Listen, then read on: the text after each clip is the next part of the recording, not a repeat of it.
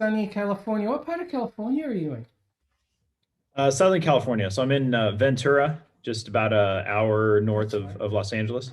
Yeah, yeah, you had mentioned that. That's a nice area, eh? Is that like a smaller area? I mean, it's a decent sized city, but still, yeah, it's not like LA or anything, Mm, but mm, it's kind of a nice mixture of a beach community, right. but Nice. Mm. it's a nice city. I'm wearing a vest right now because my office is out in my garage and I don't have a heater out here, so it gets cold from the evenings. Even though we have sunny weather, it still Yeah, gets kind of chilly out here. right. So. Well, yeah, it wouldn't be as cold as what we have up here in Canada, right? I'm sure not. No, we can't really complain down here in California, especially Southern California. Yeah, yeah, yeah. No, we're fortunate. We get a lot of sunshine, but it can get brutally cold over the winter. So we're just coming out of that. I'm looking forward to going into spring and really enjoying some outdoor weather again. We don't Yeah, have our masks on. Is that okay? yeah.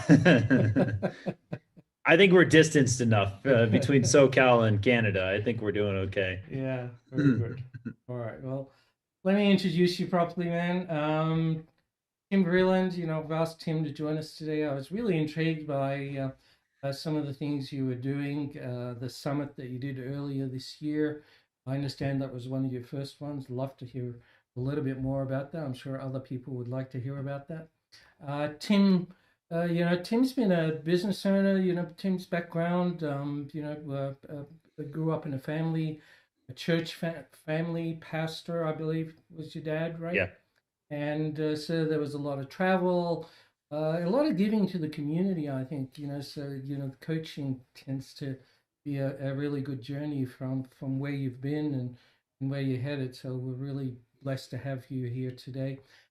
You've trained as a firefighter yet again, another role where, you're giving to the community. So I'm really proud of you guys, and you're not in one of the best parts of the world for firefighting, and in California and all the fires that you guys have down there. yeah. But yeah, so you're now a business coach. You've been doing that for a bit over a year, but you've owned and operated a business and sold that.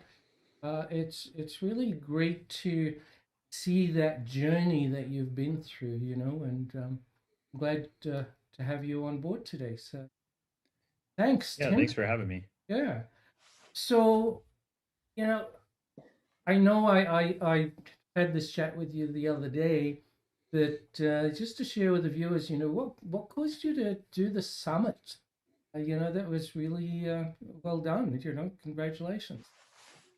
Yeah, thank you. Yeah, yeah. Just to kind of start back in my upbringing, like you said, a lot of serving the community. Being brought up in the Baptist church, it was just a part of my life, and I just always had a servant's heart, and that's why I wanted to be in emergency medicine and care for people. And there were many times where I almost went into pastoral ministry, was going to go to seminary school and stuff because I enjoy speaking and teaching, and just pouring into other people. But I more identified with the firefighting side, and then, was able to, had an opportunity to get into business. But no matter what I did, I always just had a servant's heart, and I saw that whether it was firefighting, whether it was business, whether you're a pastor in a church, that's just simply the vehicle that allows you to fulfill, your ultimate goal of what you're trying to achieve.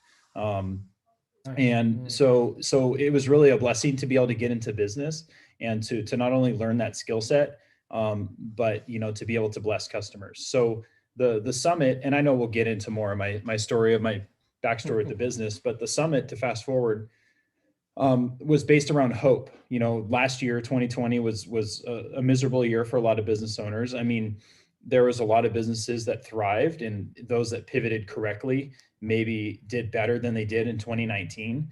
But at the same time, there were a lot of businesses that really hurt, and they were emotionally distraught and were just really lost. And at the core of it, they lost hope. In coaching, as any business coach or any coach would know, that a lot of it starts with mindset. that believing you can do or accomplish what you're setting out to do. And if you don't have the right mindset, then you're already failing before you're starting. Mm. And so the summit was really based around hope, and it was called Awaken Hope, and it was to hopefully pour hope into business owners that were just at a really tough spot. And so I brought on different business owners from different backgrounds, and they really just shared their journey of peaks and valleys. And it was just, the hope was that people would identify with their stories and know that they're not alone and they're not the only one. Yeah. So That's really, really cool, and I think it's a really good reminder that, when we get into coaching, you got to ask the question, what's the reason for getting into coaching? And for most of us, and I hope all of us, it's about really giving back to the community in a different way, to help the community, to do some things for the communities. That summit of hope and really trying to lift people's spirits and mindset. You know, it's there's a phrase I don't know who came up with it, but basically nobody can give you how you feel, only you can give it to yourself, and that's a really powerful mindset to come from. So yeah, it's a decision, absolutely. mm, And one thing I wanted to touch on, you said, just as a coach, we're able to help those that are giving to the community. I mean, if any of these coaches that are watching have ever been a business owner themselves, they know that it can be a very lonely road. Even as a business coach, it can be a very lonely journey, and you feel a lot of weight and responsibility on your shoulders. And as a business coach, you're essentially enabling someone to fulfill their calling to provide for the community. mm, And whether that's a restaurant that gives back to local charities, whether that's a nonprofit, whatever it may be, that having a business coach in their corner is what's going to allow them to get up every morning and continue to do what they do, which essentially is going to domino effect down into the community. So a business coach is so pivotal at being able to provide for the community and to support those yeah, that do that as well. So yeah. it's really cool. It's I don't want to sound too controversial on this point, but when a business owner signs up with a coach, there's almost a trust factor that, I'm going to be trusting you to um, to help me with my business. My business can be my livelihood. It can be, the lifeline of my family and my heritage, or all kinds of things come into that. So it's a really big um, a commitment for a business owner to say, "Hey, I trust you enough to be able to work with me and help me along this journey." Absolutely. Yeah, they're extending an open hand, essentially. And it's very vulnerable. It's a very vulnerable place that they're putting themselves in. As a business owner myself, there were plenty, primarily consultants and stuff, not so much coaches, but marketing businesses, and people would, I'd spend half my day talking to people trying to sell me on stuff. And I was always very standoffish, and it Mm, can be tough in the coaching world because, like you said, it's a very vulnerable place to allow someone into your business and your life, and to admit that you need help. mm, Usually people have to get beat up enough to where they say, I'm not going to throw in the towel, but this is not working. Or they've had friends that have been beat up enough, and have seen coaches turn their lives around. yeah. But ultimately, I feel like most coaches will feel a resistance with a lot of people because, like you said, they have to open themselves up to that. You Mm, know. Yeah, there's a huge amount of integrity and honesty that needs to be transparent in a relationship with a client. Um, Yeah. and I think you got a copy of the recent ebook I put out there, because I realized also during the pandemic that there was a lot of people getting into coaching and not realizing that, hey, this isn't just a job. You hang up a shingle and all of a sudden people will roll up and Hmm. ask for you to coach them. It's actually a business in itself. You need to Yeah. treat it like a business, otherwise it won't succeed, and you won't be able to help the people that you got into this to help. Did you find the same thing? Is that what you think as well, or? Oh yeah, absolutely. I mean, I mean, if you're actually trying to be in the business of coaching, I mean, like you said, it's any other business.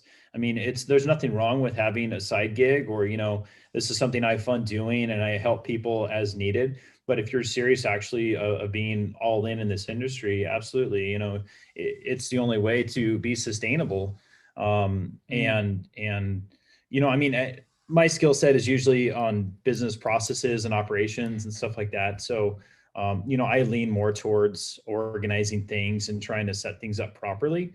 I probably spend too much time in wanting to do things perfect and properly, and not enough time, just moving past that and kind of, critiquing as or developing it as I go.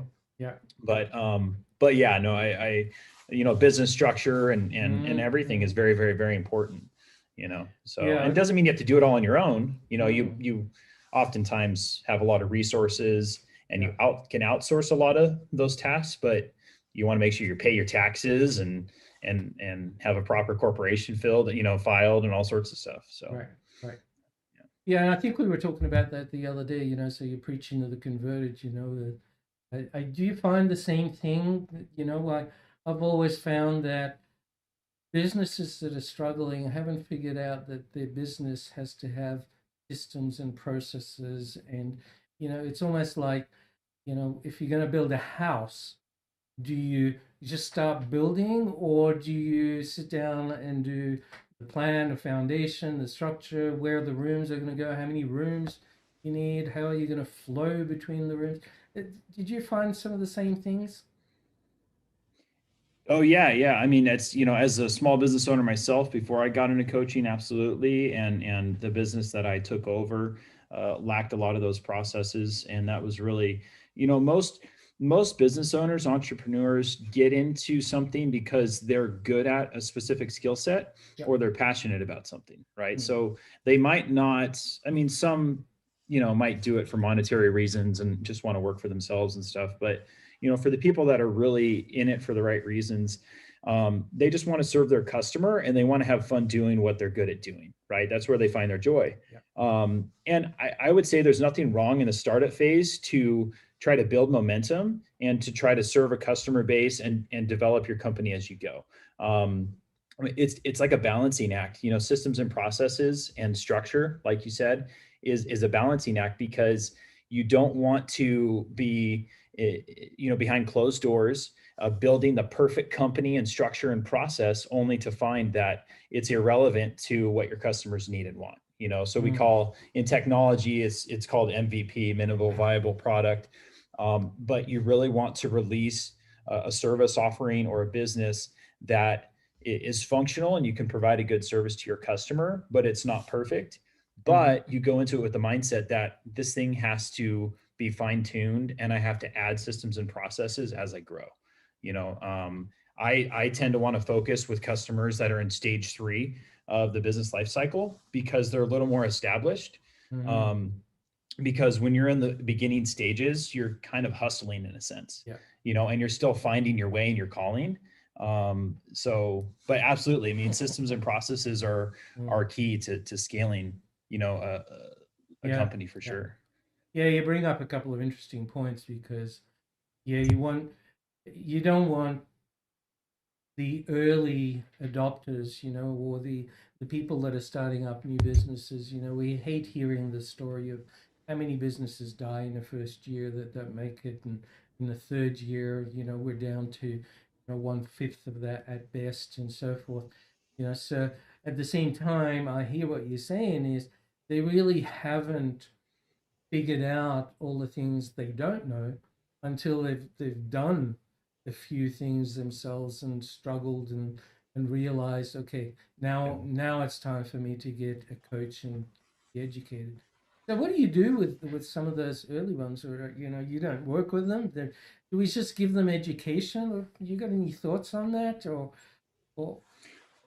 Well, I mean, on the business process side, I tend to have more success with those, like I said, that are in stage 3, because they have more money, revenue running through their systems and processes. mm-hmm, And it's easier to see when something's broken when you actually are utilizing, when the machine's moving, right? When mm-hmm, something's at such an infancy, it's like even a coach, they can make recommendations, but they're going to kind of be offering recommendations as that business moves forward.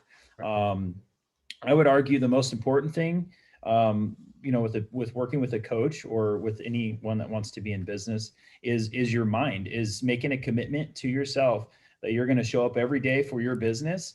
And even if you feel down, even if you feel beat up by Yeah. getting rejected by 10, 20, 30 phone calls, that you're not going to quit, right? Businesses fail because, you could argue that they get into industries that they maybe shouldn't have, or that they got in over their head. But I would more argue that they just didn't have the right mindset, Yeah. that they thought it was going to be easier, or Exactly. they're really not in it for the right reason, So being able to identify your, as you call it, your why, like what's the core reason why you're doing what you're doing? What's keeping you showing up every morning to do that? Just like, someone that's an athlete, they're committed. The end goal might be to go to the Super Bowl or to get, drafted in the NFL or whatever that may be, to Yeah. go to the Olympics, right?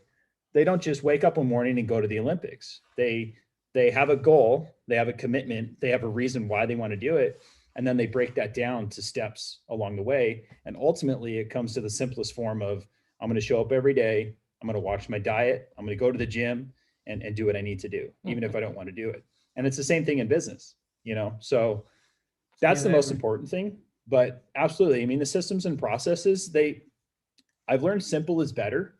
Um, I love, because I love systems and processes, I can tend to be like, I just love all these interconnected workflows and stuff, but when something breaks, it's a lot more complicated to find out how to fix it, where it broke, and what went wrong. But just simple is better. And it could just be a simple thing of like, like saving, bookmarking tabs, even in your Chrome browser. How do I send a quote to a customer? How do I access pricing? Anything. What I focused on when I took over the tile store was any steps that business repeated over and over. So frequent tasks, not infrequent. We would write down processes for that. So it became easier to not only repeat that task, but to identify bottlenecks or areas where that could be improved, yeah. but of course, as you go deeper and deeper, think of like an enterprise, like you and I talked the other day. Um, I mean, you could have a simple process, it's like 8 steps. And then within each of those steps, you can zoom in, and then there's 15 steps and you zoom in, right? So you think of like a high level and you zoom in and zoom in and zoom in. And sure, at an enterprise level, they're so, like Salesforce. It's a $1 billion company, right? So they have to have very well thought out processes. Mm. A small business shouldn't try to replicate what Salesforce does, but at the same time, it doesn't mean they should operate by the flight of their, by the seat of their pants, and I think that's where small business owners, they don't really think about what they're doing, and it becomes difficult, to just do that day in and day out, because you do it differently every time you do it.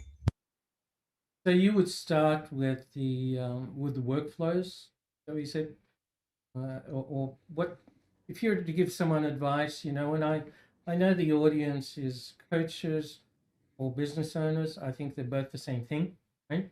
And they both really need to understand their own processes. Um, something you said that's really important here. I don't know if people have picked that up, and I've seen it many times when people take over a business that they don't know how to work the tools. They tend to do much better because then they're looking at the business. They're not caught up in how to do stuff, So, in a tile store, you weren't the tiler that actually built the business from the ground up. You were the person that came in afterwards and had the clarity of a business owner looking at the business. Yeah. So, do we tend to get too caught up, I think, with our own products and services and forget that we're running a business and we really need to pull people out? Is that what you're saying, or am I Oh, for reading too sure. much into Yeah, it? yeah. No, absolutely. They're too focused. Going back to what he said in the beginning, is they're too focused on what they enjoy doing, which is hopefully what their skill set is. If they're a mechanic, they want to work on cars, but you can't work on cars if you don't have customers that are going to pay you to do that. And if you're not paying your taxes, or, if you're not ordering inventory or parts, or, having the safety procedures, you can't do the one thing you love, right? Yeah. So, confidence of a business owner comes at being able to fall back on your systems when you really need it.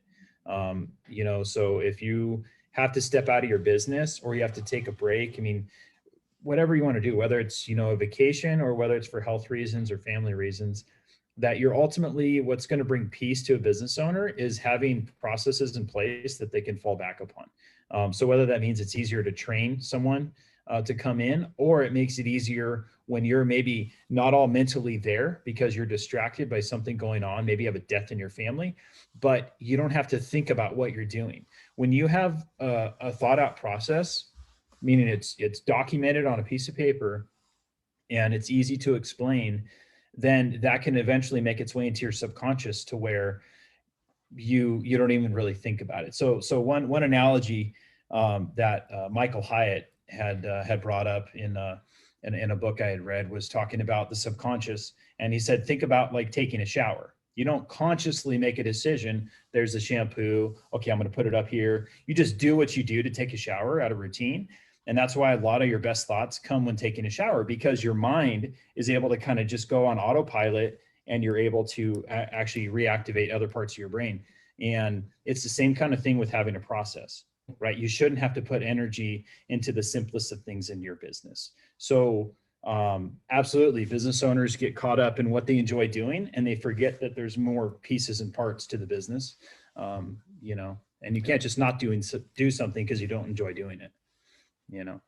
So. Yeah, the shower visual. Sorry, I was laughing to myself because I wish there were, those whiteboard pens, but it needs to be waterproof so I can write on the glass while I'm in there. That's actually a really good idea. That's actually a really good idea. There's probably something out there. If not, we should invent it. I'm going to write it down right now. Yeah, yeah. So, You're an well, inventor. it's cool. Well, I hate to bring up my own examples, but I came it from IBM into consulting, and we were working with lots of organizations. So I've always worked with processes and methods and workflows. And I remember in my first important distribution business in Australia, when I started hiring people, you know, um, we had stickies all around their monitors of the flow that they were meant to follow for each role at each desk. You know, that's the kind of thing I think that you're talking about, right? Is Yeah. sitting down, taking the time, and basically saying to yourself, okay, I'm doing all these tasks. What are the steps that I'm doing? I know in Mhm. AccuMatch, we talk to a lot of people, a lot of coaches about, feeling or logic, right? And a lot of people tend to go with gut instinct and Mhm. feeling. But what you're talking about is really saying, yeah, I might think that I'm responding from a feeling, but actually my brain is following certain steps. And if I Yeah. can just sit down and map those steps, then I can give that to somebody else. That's really what you're talking about. Yeah, and I want to add something to what you said. It's funny. You mentioned sticky notes, right? And that just made me think of that. The most important thing is just to actually stop running your business, or stop the core task of what you're doing. So it might be you have to take time out of the office, or do it late at night, and focus on, like you said, documenting the steps of what you do. But you said you did sticky notes. So that's not the perfect way. I mean, a sticky note, what if someone takes it off? Well, now you're missing a step in your process. Like, there's all sorts of flaws with that. But you can't build upon something that doesn't even exist, right? So I think when I think a lot of business owners struggle with processes because they think they're so complicated and overwhelming. And when you actually want to write something down, it's almost like you're committing that step to the world in a sense, right? Because it becomes intangible to tangible, because you're actually saying what you're actually doing. And I think as business owners, as perfectionists, business coaches especially, when we're going to document something, we want it to be the perfect thing. and so then we're working on step one, and here we are taking 30 minutes to say what we're doing when really you can't perfect that hasn't already been written down. So the first step I would say is to just literally write down, and it could be bullet point or paragraph. I mean, probably bullet point's better, but to literally write down what you do. And it could even just be a couple words if it's not a full sentence. And then once you see it, then you could build upon it and make it better. And then even move it from sticky notes to a Word doc to an actual SOP system. I like Trainual, and there's a lot of them out there. Yeah. But again, if you don't start at the simplest form, you're going to really not end up making any progress because you're going to be stuck up here rather than actually just writing stuff down. Yeah. So I would say business processes are best built in momentum. So that means you just start doing it and start at the simplest process so you get a sense of achievement. Don't go to your most complicated core offerings of your business that are really difficult to document if you have a complicated business. Start at the simplest thing. It could even be sending an email. It could be, whatever it is, you're going to get a sense of accomplishment by documenting it and saying your brain's going to say, oh, that wasn't that hard. And you do it again and again and again. And before you know it, you're going to look back and you're going to be like, well, that's pretty cool. And then once you have it written down, now you can start to identify issues with it and see where it could get better, hand it to a friend, whatever it may be, Yeah, I love what you're saying. And, looking back, that business was 25 years ago. So, we didn't have the processes and tools that we have today. But it's really amazing what you can automate today. There are so many tools out there that, if you write things down, as you say, you can start to, if you're not a technologically avid user, you're not comfortable with technology, then you can actually give that to somebody and say, here are my steps. Correct. What can we automate? So that, because when you automate things that are routine, now we don't have to allocate brain power to that, right? Mm-hmm. It just happens automatically. And there are some amazing stuff to do this. So really love your simplicity approach. That's great. It's it, was it Tim Allen, I think, book was to do with time management. It might be even called something like that. And he said, once you take something out of your head and put it on paper, you make room for other things and you become more automated and systematized. Right? Absolutely. Now, is that Tim Allen, the actor from Home Improvement? No. Or no? Oh, okay. I was going to say, because I love Home Improvement, but okay. I haven't read that book. Same name, but different person. Yeah. Oh, okay. Funny. Yeah, no, absolutely. Because I love journaling. I started journaling last year, and that's been pivotal to really just de-stress my brain. Because as entrepreneurs, business coaches, business owners, we're naturally creative people, highly creative, right? And we want to, you have a core offering or service that you provide, and then all of a sudden your brain just goes, bam, I could do this for my customer, and your brain is on like overdrive, and you don't even know it, but it could totally burn you out, at doing the simplest things. So I like what you said about that, because getting it from here just down on paper, there's many ways to do that, but like I journal. I've read articles on I think it's like the 100 list. Some people say just literally write a list. It's like a brain dump essentially. I actually have I don't have it out here. It's a kid's tablet, and it's not computerized, but it's battery powered to where you can draw on it. But then once you push a button, it deletes everything that it has. So actually it's one of my girls' tablets, and I actually started using it because, I'd write things down on pieces of paper, and I'm like, I'm kind of wasting paper here. It's not any particular note I need to remember. It's just the fact that I want to get the thought out of my head, and so I actually started using that, which is kind of funny, but the overall thing is just get it from here down on. It's like a business plan. We often say it's not the plan itself that you produce, it's the thinking that went into the plan. Absolutely. And Absolutely. That's what why I do is momentum's I so have a big, important, because big, things will come up. yeah, So, I have a big list, and I just pick three things because I know I can get three things done each day. And so I mhm. pick three things and I just finish those and I celebrate those. Move on to the next thing. Look, Yeah, man, it was really cool. I would love to have you back. There's just so much more that I think we can talk about and share with I people.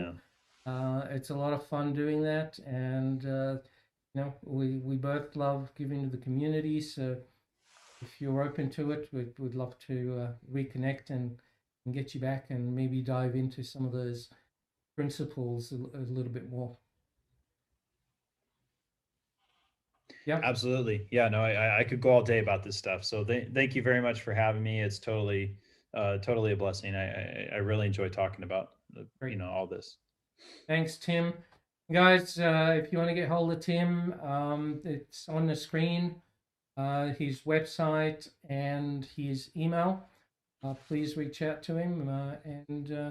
Yeah, thank you again for taking the time to be with us today. Thank you. All right, All right. take Have a care good now. day.